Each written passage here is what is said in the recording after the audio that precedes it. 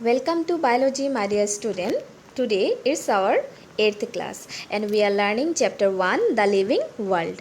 So my dear student, in last class we came to know that in our surrounding, so there are various living organism living.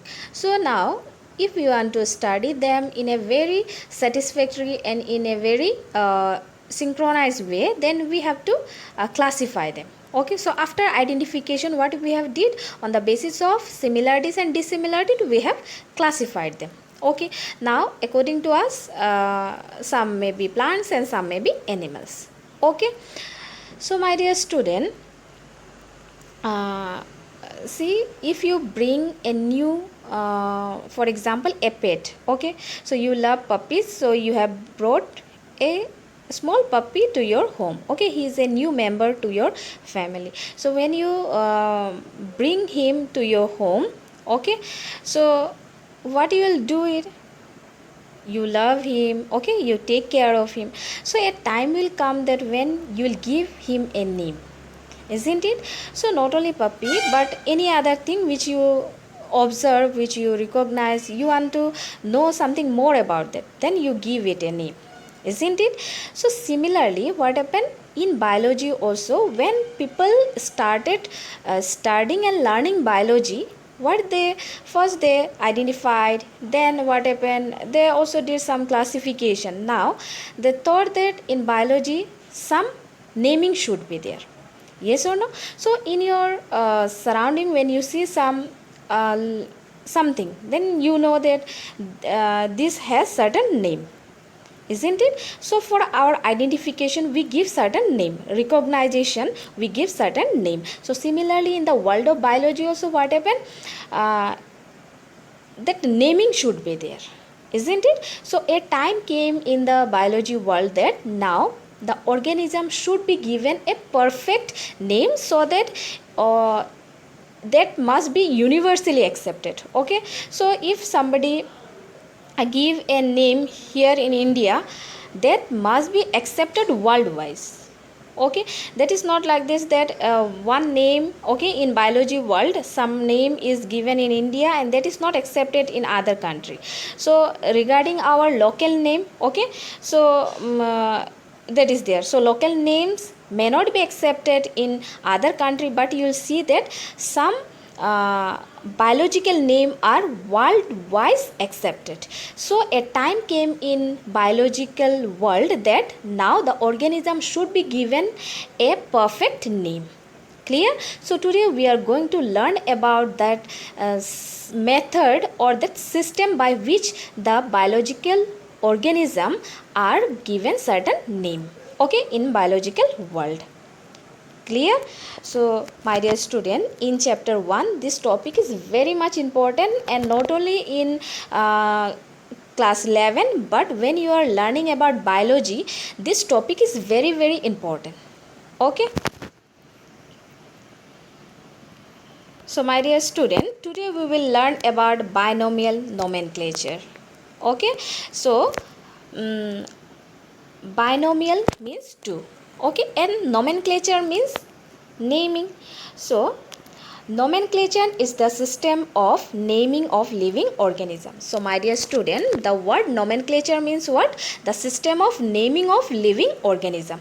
So you will find this term, okay, very often you will find in science, that nomenclature. So in biology when you use the term nomenclature, its meaning is the system of naming of living organism. See, here we have mentioned about living organism. So whenever we'll talk regarding biology, we will say speak about living organism. This nomenclature you will find in chemistry also, okay, other subject also. So there they will talk about that. But nomenclature means what? You should always understand nomenclature means naming. Okay, so I hope that you have understood the term nomenclature. So nomenclature is the system of naming of living organism. Clear? So my dear student, Carolus Linnaeus, that is 1707 to 1778, the great Swedish naturalist biologist. Okay, so he was also a naturalist who studied nature. He was very fond of studying nature, and he was a biologist from Sweden. Okay, so Carolus Linnaeus for the first time proposed binomial nomenclature in 1735 for naming plants and animals. So my dear student, Carolus Linnaeus, who was a biologist, okay, for the first time he proposed binomial nomenclature, the system of naming living organism, in 1735. So his method of naming was for naming plants and animals.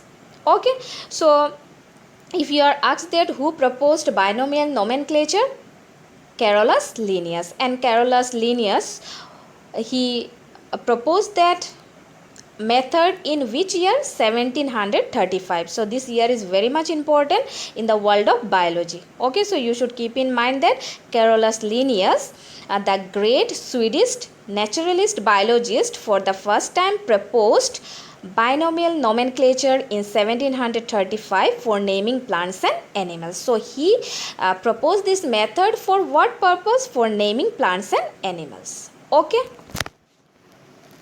So my dear student, Carolus Linnaeus is also regarded as father of taxonomy. Okay, so this is very important that Carolus Linnaeus is also known as father of taxonomy.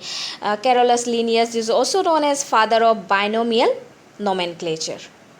Okay, so this information you should keep in your mind. My dear student, there are 3 books of Linnaeus. So you should learn that what are the 3 books of Linnaeus. So first book is Systema Naturae. So which the year you have to keep in mind, that is 1735. So in 1735 Systema Naturae was published, and this book was written by, the author was Carolus Linnaeus. Okay, then the second book is Genera Plantarum in 1737.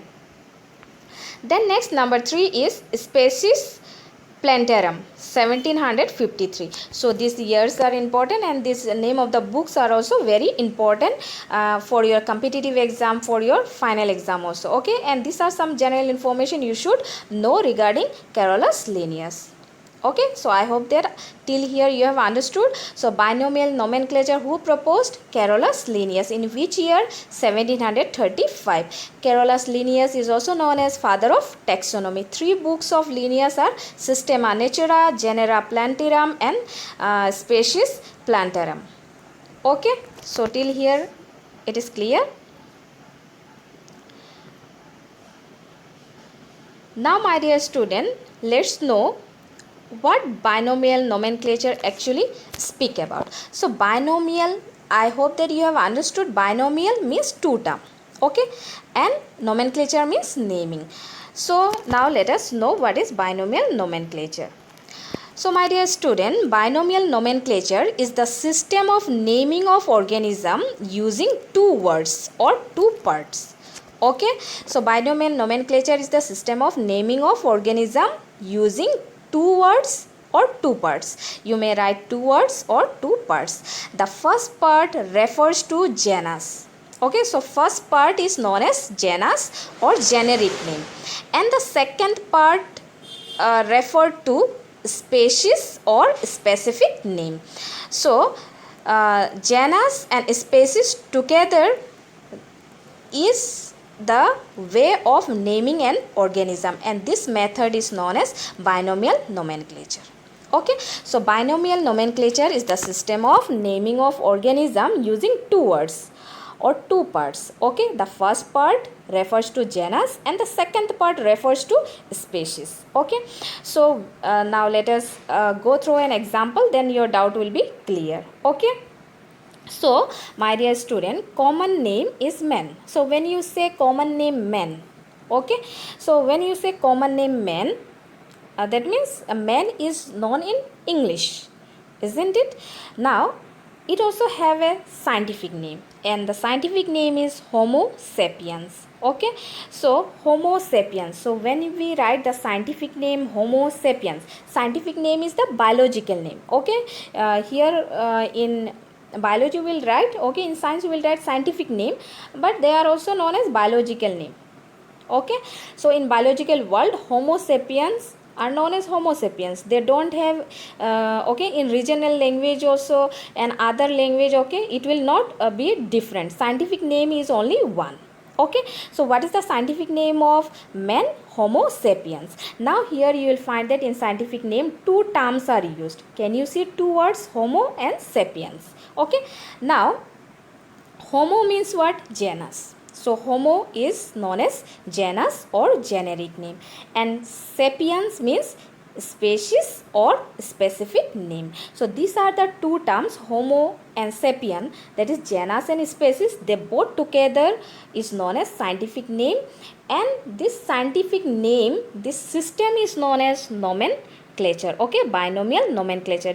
Why they are known as binomial nomenclature? Because two words are used in naming this organism. Okay, so wherever you will find the scientific name, you will find that two terms are used. Okay, two words are used in naming any organism, and the scientific name are always been written in two word or two term. Clear? So I hope that you have understood the meaning of binomial nomenclature, right?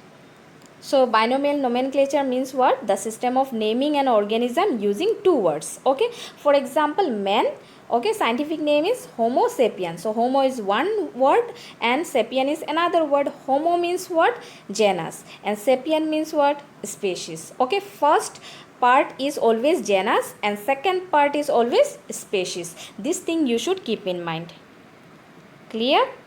Okay. Now my dear student, in binomial nomenclature some you can see some terms are used which you should know. First term is ICBN, International Code for Botanical Nomenclature. So International Code for Botanical Nomenclature, in short we can write ICBN. So what is this ICBN? All the rules regarding naming of plants are embodied here.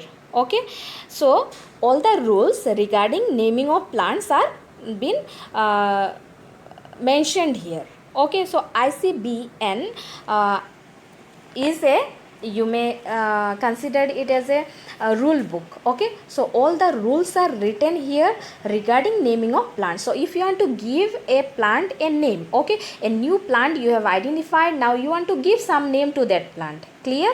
So in this rule book, every rule regarding the naming of plants are mentioned there. So you may go through the rules, and after that of what happen, you can give the name to the plant. Similarly, for animals also another rule book is there, that is ICZN, International Code for Zoological Nomenclature. So whenever you find the term zoological, always it is regarding animals, and botanical always regarding plants. Okay, so you should not be confused, and you should keep in your mind that botanical means always plant and zoological means always animal. So ICZN, International Code for Zoological Nomenclature, here what happen, all the rules regarding naming of animals are embodied. So here you will find that all the rules regarding naming of animals are mentioned here. Okay. Then my dear student, another term is there, IBC, International Botanical Congress. So the naming of plants are approved by IBC. So after you have given a name, okay, so it should be approved by somebody. Okay, then only what happen, universally the name will be accepted in the biological world. Okay, so that congress is known as International Botanical Congress. So this is a you can say a committee that must approve your name. Okay, so naming of plants, so only regarding the plants naming what happen, this IBC will approve, then only what happen, the name will be internationally accepted or universally accepted. Otherwise if they disprove it, then what happen, that scientific name will be not accepted. Clear? So similarly, IZC is another International Zoological Congress. The naming of animals are approved by IZC. So IZC will approve what? The naming of plants. So the naming of animals. So the naming of animals are approved by IZC. So my dear student, I hope that you have understood the binomial nomenclature. So in biological world or in the world of biology, the system of naming an organism is known as binomial nomenclature. So binomial nomenclature is that method through which the organism are given name. Okay, so this is a system by which organisms are given name. Okay, and who proposed this for the first time, who introduced this binomial nomenclature for the first time? Carolus Linnaeus. Okay, in which year? 1735. So I hope that you have understood. So what is binomial nomenclature? You will find that the system of naming an organism in two word. Okay, two word you will find. The first word refers to genus and the second word refers to species. Okay, so my dear student, next class we will learn about scientific names. Okay, what are the rules of binomial nomenclature? While naming a scientific name, what are the different rules you have to follow? Okay, so thank you and have a good day.